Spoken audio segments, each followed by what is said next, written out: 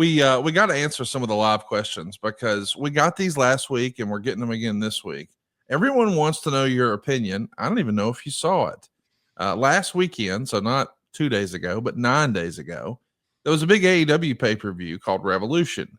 And there was a big match that sort of had a year-long story that culminated, and they rolled the credits after and said it was the end.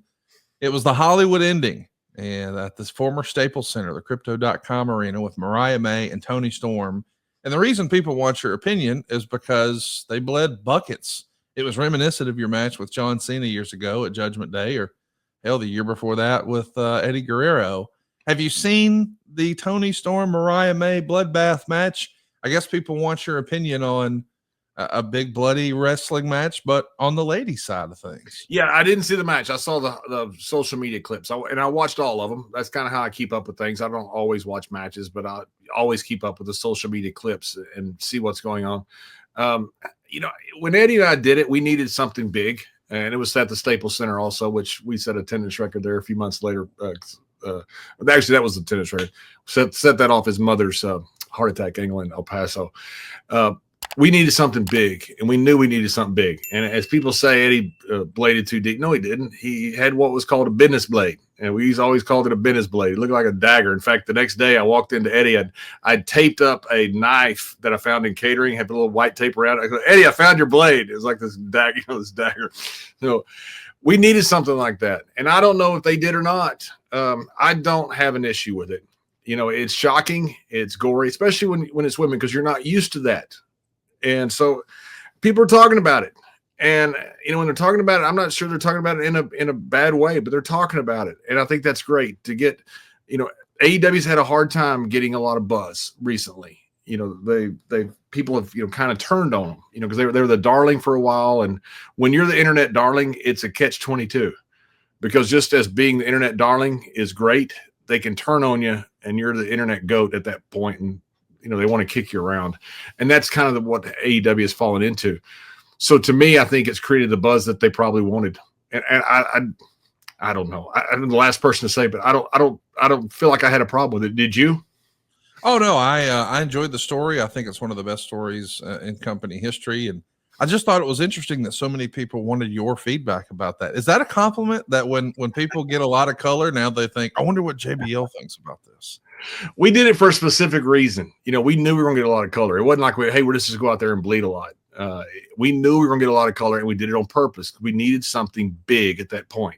A lot of guys were missing from SmackDown roster, and we needed something that we thought would ignite the buzz around the wrestling world, and it did. It worked. And so I was fine with that. And I think it's the same thing with Toni Storm.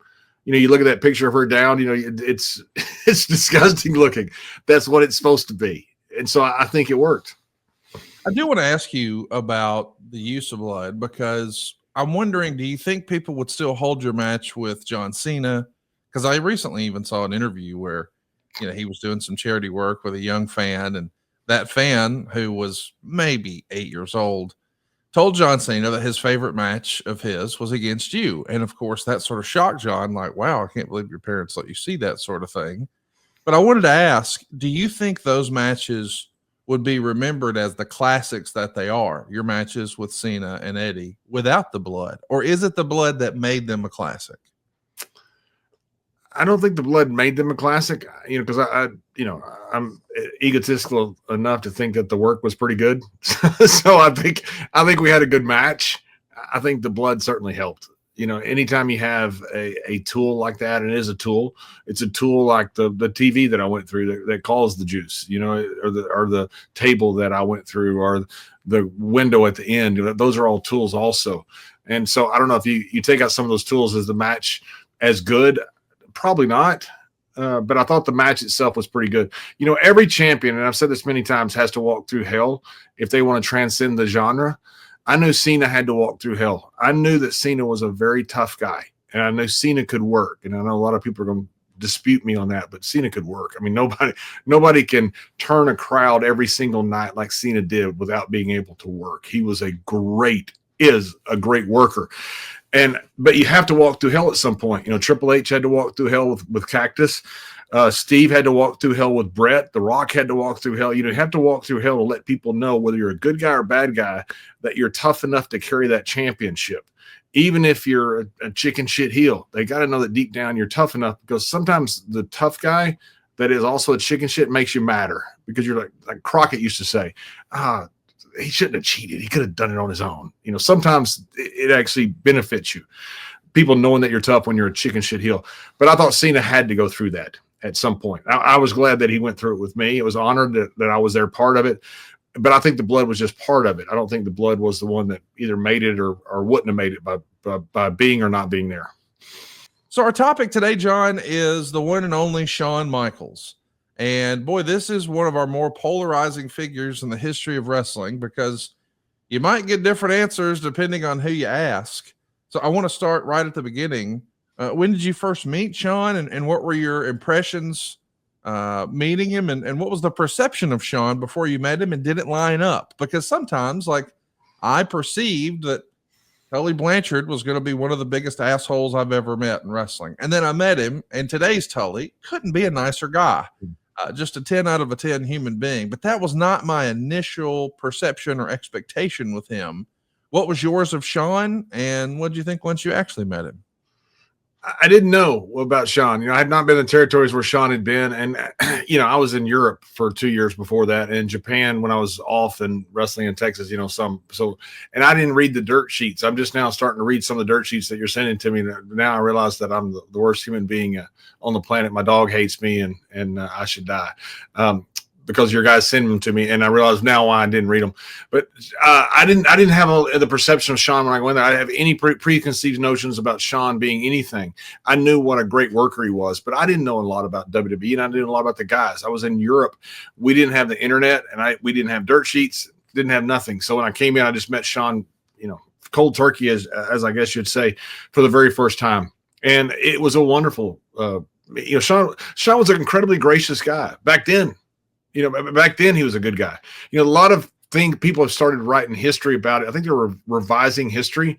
They want to talk about how bad the clique was and how bad stuff was in the dressing room. I was there. It was not. I didn't see that. And Shawn was not a bad guy. Shawn was, in fact, the opposite. Shawn was a great guy. He was incredibly gracious to me. He was incredibly nice to me. I was a new guy. Shawn didn't know whatsoever. And Shawn, as far as I know, and as far as to this day, I'll say was a terrific guy to know and to be around. He had some issues back then. We all had issues back then. That was nothing different from it. It was not particular to Shawn. We all had issues back then. And when you have something like that, things happen. But as far as the way he treated guys, Shawn had no issue with anybody except for Brett. He and Brett were in competition for the main slot. And they had, I think, probably a personal, I can't read their minds, a personal problem with each other. But they certainly had a professional problem with each other. A lot of history has come out now.